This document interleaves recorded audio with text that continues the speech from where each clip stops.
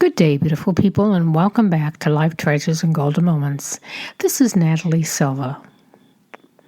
I'd like to share with you a couple of stories today. One is a story about the answer of a prayer, and the second one I want to share is a reason for hope. And the first one was authored by Tina Wagner Mathen, and it's called Summer Faith. It was one of those dreary, cold, rainy days in February that Portland, Oregon is famous for, and my mood was as miserable as the weather. Some people like rain. I'm not one of those people.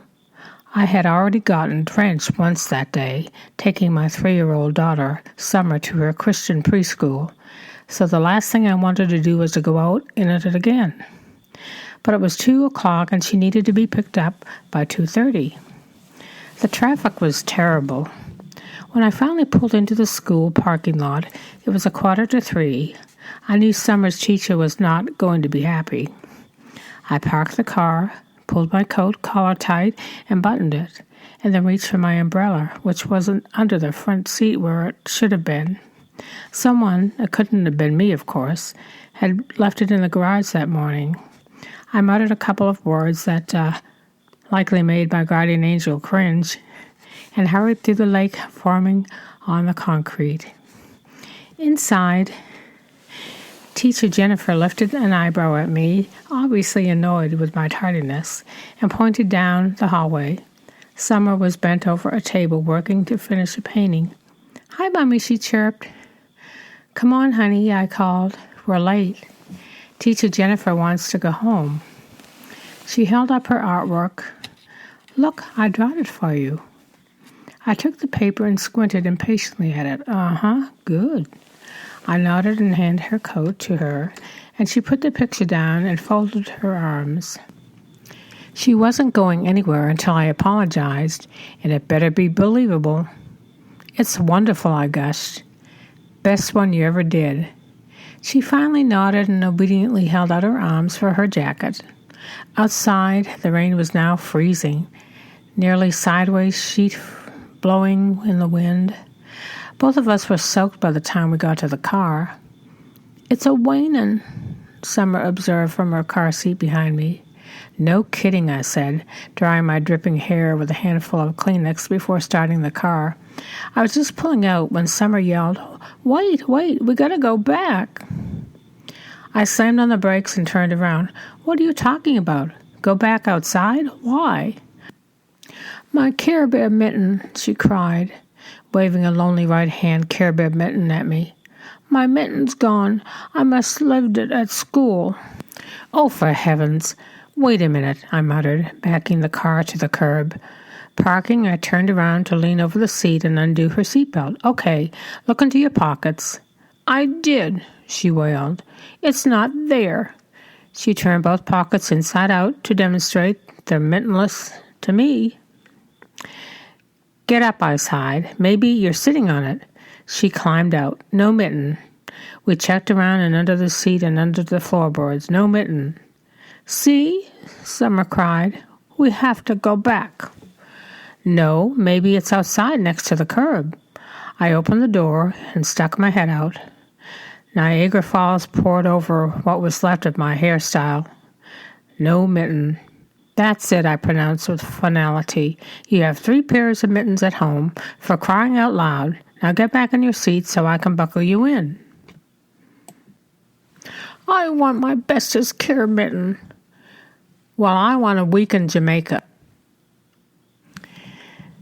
Thinking on that kept her quiet for a moment or two, allowing me to get the car headed for home. But 5 minutes later, "I want my mitten." Looking at her distressed face in the rearview mirror, I said, "You've made that perfectly clear. Now give it a rest, please." Eyes narrowed, frown lines deep, she muttered something threatening under her breath. "What did you say?" "I say," she pouted, "I asked Jesus. Jesus will give me my mitten." Rolling my eyes, I said, "Jesus is not going to give you your mitten. He's busy with more important things." "He will too," she stated firmly. Once we finally got home and parked in the garage, we went into the house. I told Summer, "I've got a lot to do before I get dinner ready. Go play in your room, honey." I hung up our coats in the laundry room and headed to the kitchen to deal with the dishes in the sink when I remembered the mail had to be brought in from the outside in the rain. Groaning, I put my coat back on and stomped down the hallway to the front door. Summer followed on my heels. Opening the door, I looked hopefully up through the rain for any sign of a blue sky. A clap of thunder echoed in the distance. "Oh, hush up," I muttered, and prepared to sprint to the mailbox. Before I could take a step, though, Summer squealed. "What now?" I groaned, spinning around. "I told you." "Told me what?" She pointed out the door, grinning. I turned and, following her finger with my eyes, looked down at the doorstep. There on the welcome mat was a Care Bear mitten, a left-handed Care Bear mitten. I blinked in disbelief, my mind scrambling to make sense of what I was seeing. What? How? My common sense tried to reason that she must have dropped it on her way out this morning. But no, we hadn't been anywhere near the front porch. We'd gone out through the garage. In fact, she and I had not been out the front door in more than a week. Stunned, I turned to look into Summer's shining face. "I told you Jesus would get it for me," she beamed. Gathering her into my arms, I whispered, "Yes, you did, little girl. You really did." Holding her tightly, I was overwhelmed with awe at our God, who would perform such a miracle for a little child, simply because she stood steadfast in her faith. After a minute, Summer pulled away to say, "Thank you, Jesus." Then she picked up her mitten and skipped off to her room. I looked up to heaven and whispered, "Amen to that, Lord." What a sweet story about a special little girl. And a special thanks to our author, Tina Wagner-Mattern, for writing that story. That was really special.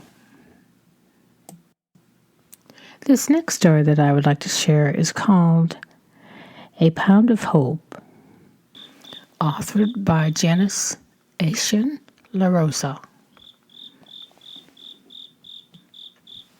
"Why are we stopping at the pet store, Mom?" my daughter Joy asked, her head slumped against the car window. "I thought we were going to Grandma's." Joy's voice was as droopy as her body language.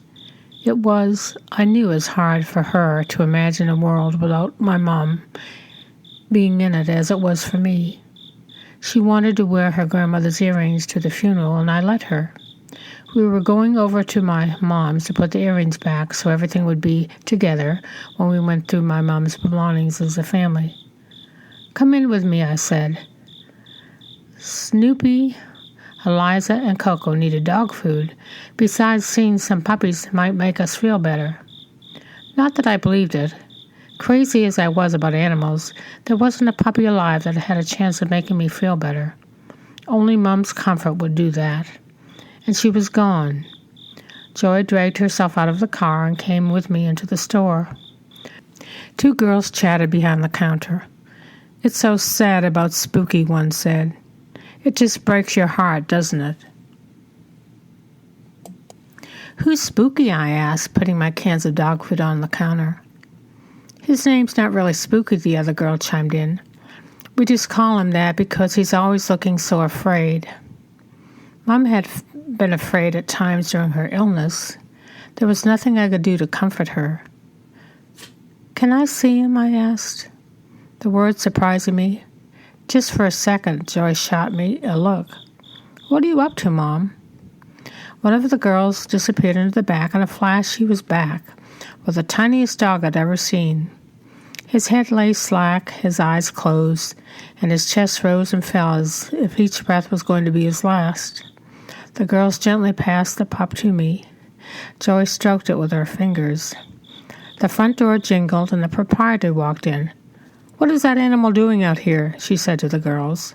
She turned to me. "I'm sorry, ma'am. I have other healthy puppies for you to see if you're interested.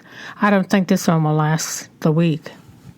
The woman whisked the dog back where it had come from, and Joy and I paid for the dog food and left. "Mom," Joy said in the car, "Wasn't that the saddest little dog you ever saw?" "It sure was," I said. "I wish there was something we could have done.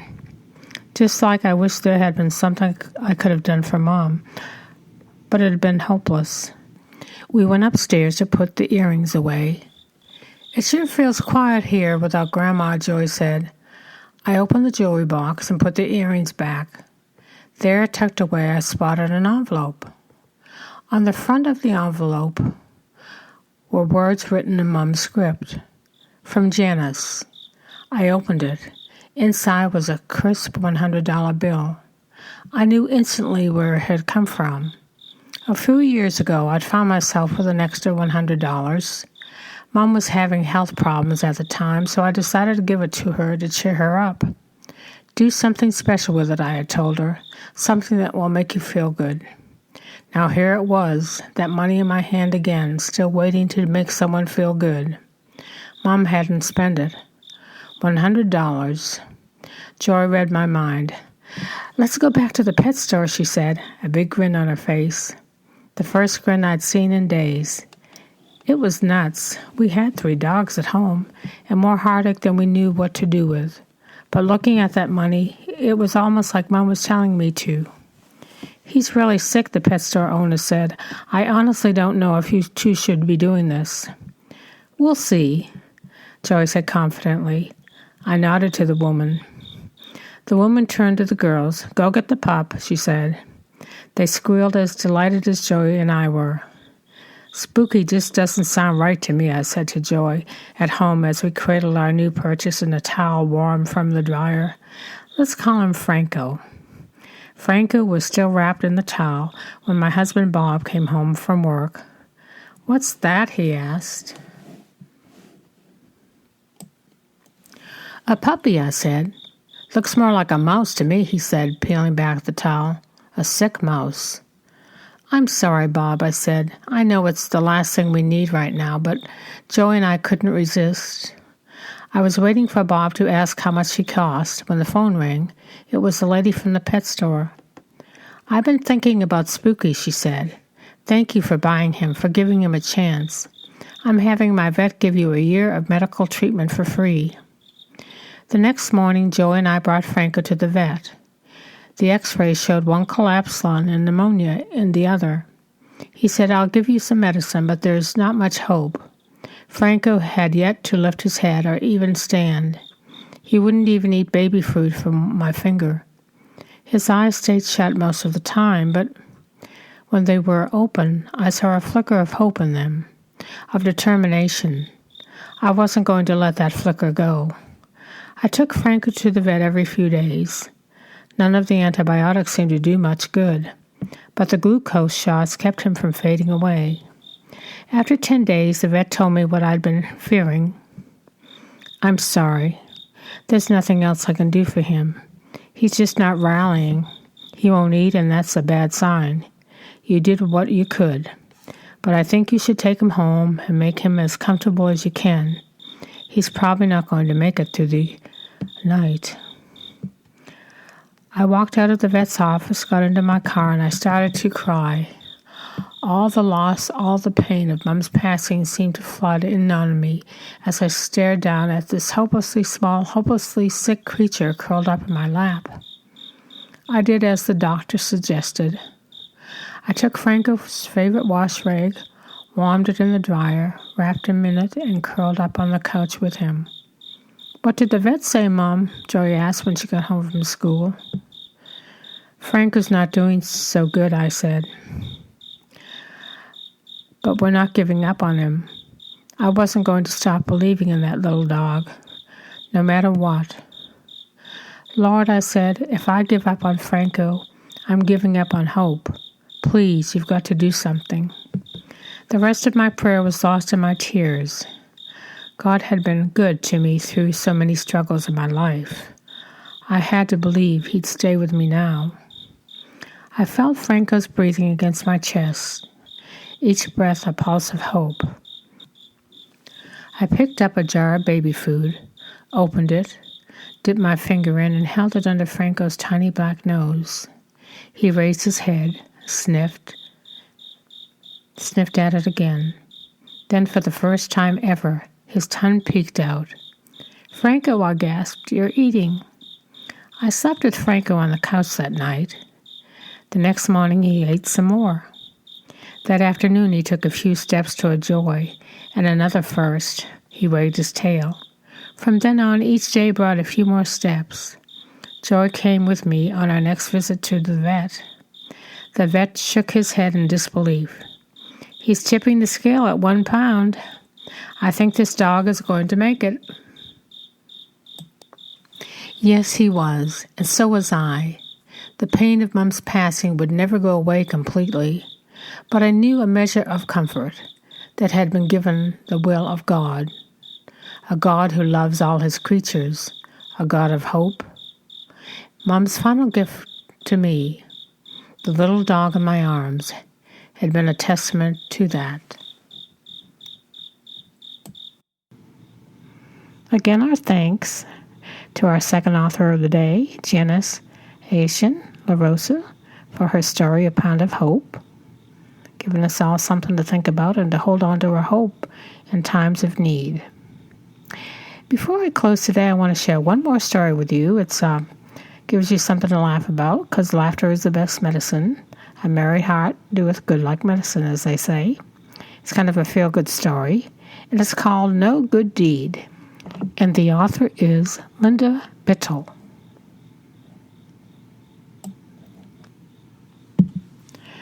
I didn't really know Darlene, but my friend, her daughter, wanted me to meet her.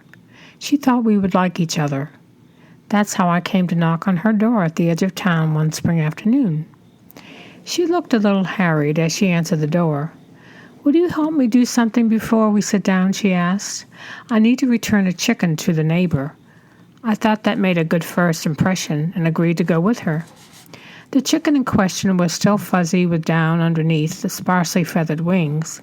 It was also wet with dog slobber from her Great Pyrenees. Darlene had rescued the little bird from the mouth of their gigantic dog, who had noticed the intruder slip under the fence between the two backyards. She cupped the little chicken in her hands and locked the dog inside the yard, and we walked down to the corner around the block.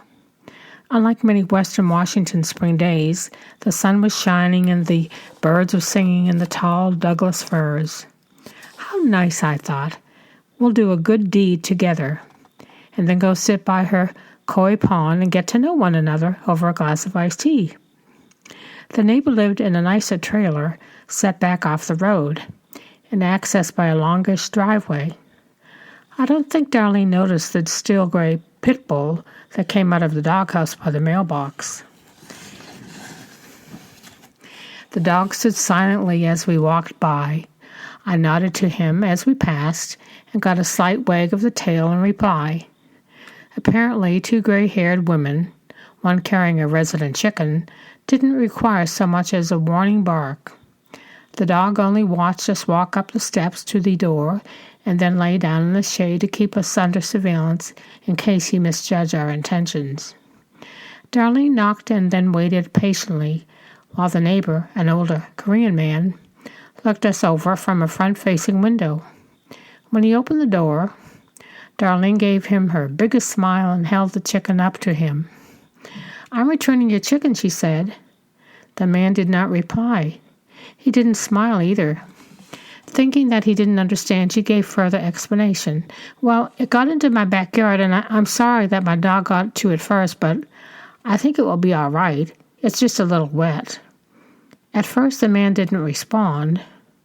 Then he took a step backward and put both hands into his front pockets.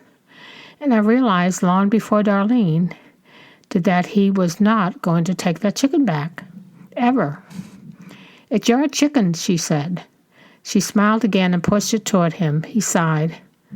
"Son buy chickens this year. No good chickens." He shook his head sadly. Then he perked up. An idea occurred to him. And he did smile just a little. "You want another chicken?" "What?" I could see that it was starting to dawn on Darlene that this good deed was not going to go as planned. Still hopeful and holding the chick out to him, she tried one more time. No. This is your chicken. dug it into my yard, and I want to return it to you. It's your chicken." I admired her persistence and her innocent belief that doing the right thing was the right thing to do no matter how difficult it might be. And really, returning a neighbor's property should be the easiest thing in the world. Or not. The gentleman pulled the door closed behind as he stepped on the front porch. I noticed that his hands returned to his pockets as if he were afraid that Darlene would force him to take the chick.